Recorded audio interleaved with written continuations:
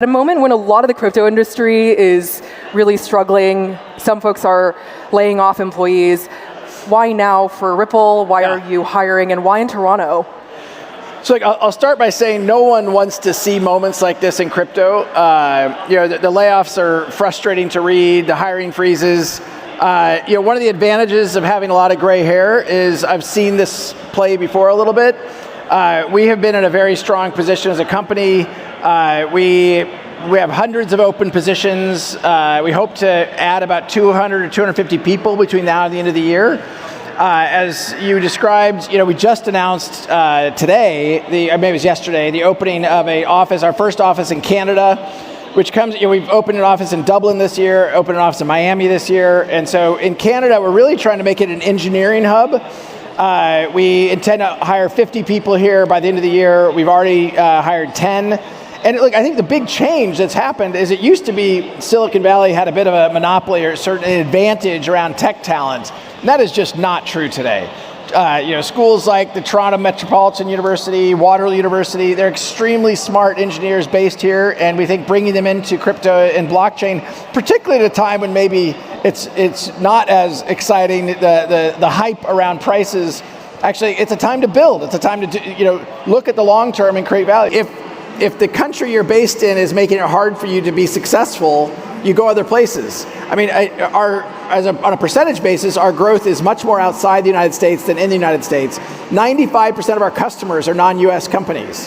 Look, we're going to continue to invest where we know what the rules. Now, that was an interview by the fintech reporter at Axios, Lucinda Shen, at Collision 2022. Is the fintech startup looking to relocate out of the United States? What are the odds of that happening? If so, how does that affect the price of the Ripple asset, XRP, seeing as the lawsuit brought upon this company has largely impeded the growth of its coin? We have the San Francisco-based exchange, Kraken, accused of violating sanctions put in place by the United States that prohibits crypto trading platforms in the US from selling their services to users in specific countries. Nonetheless, the Jesse Powell-led exchange allowed users in Iran, one of such countries with a US sanction, to buy crypto on their platform. Internal conversations obtained by the New York Times proposed that CEO Jesse Powell said he was ready to overstep the law on the off chance that the likely advantages of doing so would offset fines. Cointelegraph on this one, TikTok data policy debacle, is users' crypto at risk? Could data security concerns raised over TikTok's operations in America put cryptocurrency users' coins at risk? Following on to that, this former general counsel of the Federal Communications Commission and the senior Republican on the commission, Commissioner Brendan Carr, who once served as the chief legal advisor to the commission and its various bureaus and offices, outrightly calls out Apple and Google to delete TikTok from its app stores. Bitcoin pumps to 22,000 as Fed hikes rates by 75 BPS. Zuckerberg unfazed about $2.8 billion metaverse division loss in Q2. Blue chip tech stocks have earnings reports out this week. Markets are watching with great interest as online ad sales drop and investors go risk off. Could it impact cryptocurrency? And according to Korean media Donga, South Korea's Ministry of Justice approved a ban on multiple Terra managers from leaving the country and required notification of entry to Do Kwon, who now lives in Singapore.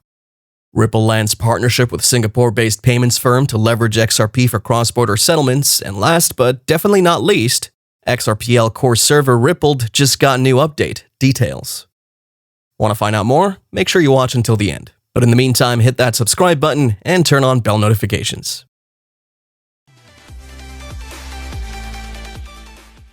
Right now, the judge has laid out all the filing schedules, and I think summary judgment is November 15 is when that would all be due. Someone moves to change that date is pretty much set in stone by the judge right now. So unless something changes, November 15 is still going to be the date. Even though something's being appealed, or there's still a pending motion, unless someone does something that changes the date's kind of set in stone. So as of right now, it's November 15, and someone would have to move the judge to change that date. So does that November 15 is the final date of where it finishes, the summary judgment finish, or is that the start date of the summary judgment? That's when all of the briefs have to be submitted to the judge. Oh, okay. So this will not be a trial like, excuse me. Sorry. It's fine. This will not be a trial like with a jury. This will be decided by the judge at summary judgment. So this is just going to be a paper motion. So there's going to be briefs submitted by November 15, and then the judge, in theory, the judge could rule on it by November 16. We know that's not going to happen, but the judge will have the case to be decided on November 15. What is this shocking update about Ripple with a big warning for XRP holders? That's exactly what we're going to be talking about in a moment. XRP Network saw a major anomaly to end the week, with a rapid surge up to 18.7 billion in XRP trading volume in the final hour of Friday. This may be worth monitoring for some unordinary upcoming weekend price action. Meanwhile, SEC calls 9 crypto securities in an insider trading case.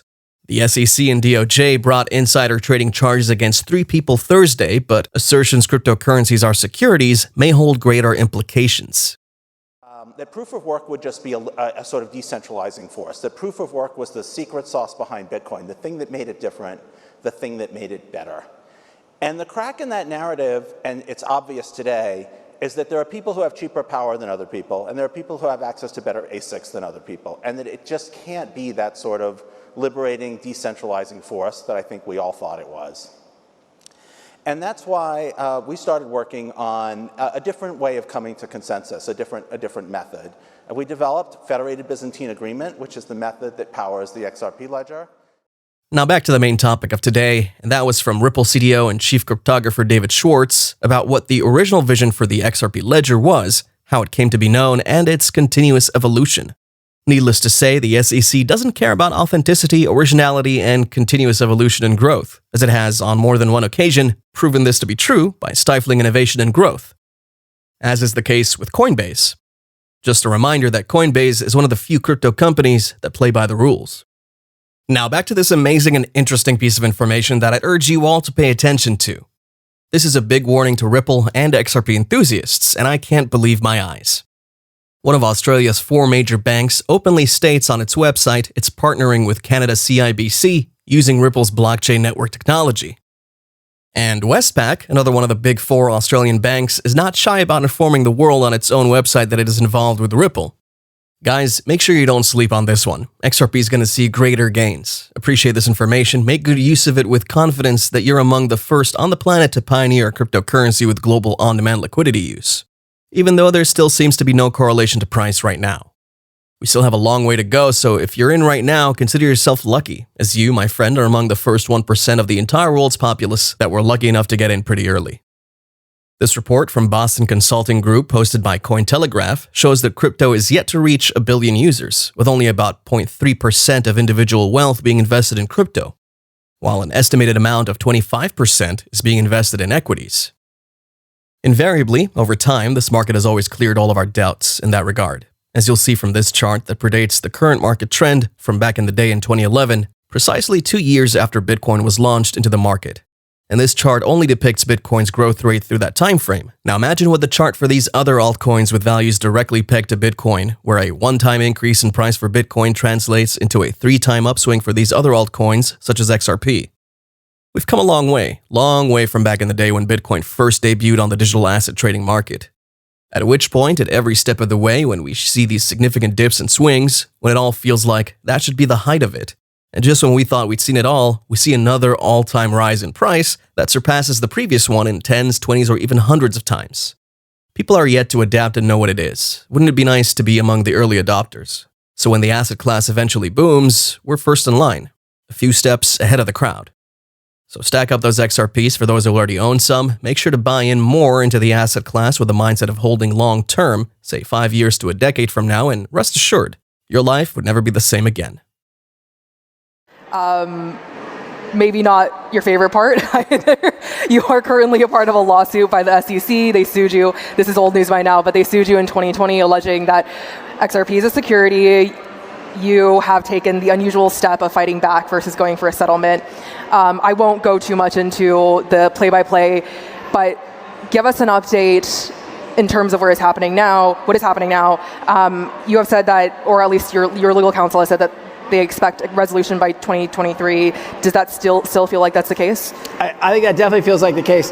I mean, look, it's incredibly frustrating to be a citizen of a company based in a country that is behind almost every other country in providing clarity around crypto, I mean, even here in Canada, Canada has approved a Bitcoin ETF. The US has not. I think there's so many examples where the US has been out of step with other G20 economies. And again, I'm not talking about random, small countries. I'm talking about like major economies who are providing that clarity and certainty.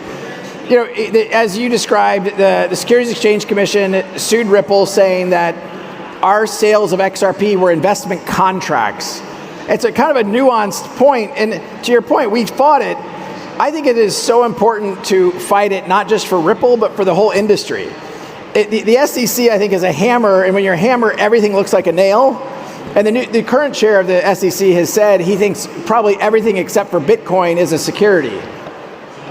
That's a pretty bold statement. I think it would be very negative for the U.S. crypto industry, and it's the reason why I think a lot of people are moving outside the United States to build and invest in or speculate in various crypto projects. Do you ever see yourself as a non-U.S. company, right? Like you're hiring a lot outside of the U.S. Do you ever see yourself as a non-U.S. domiciled business?